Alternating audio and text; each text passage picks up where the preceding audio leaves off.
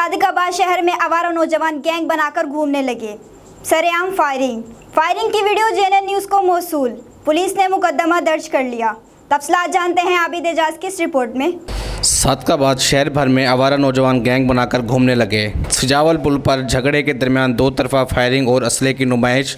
हवाई फायरिंग की video जेएनएन news को मौसूल। फुटेज में देखा जा सकता है आवारा गैंग के लड़के सजावल पुल के करीब झगड़े के दरमियान दो तरफा फायरिंग करते हुए वाज़ेह देखे जा सकते हैं। सिटी पुलिस क्राइम कंट्रोल करने में मुकम्मल नाकाम नजर आने लगी। सरेआम हवाई फायरिंग मामूल बन गई है, जिससे शहरियों में खौफ व हरास। सिटी पुलिस एक तरफा फुटेज की निशानदही पर गैंग के खिलाफ मुकदमा दर्ज कर कार्रवाई शुरू कर दी। कैमरा टीम के साथ आबिद एजाज, जेएनएन न्यूज़ सादिकाबाद। जी बहुत शुक्रिया आबिद एजाज, तफसीलात से आगाह करने के लिए। मजीद खबरों और अपडेट्स के लिए देखते रहिए जेएनएन न्यूज़।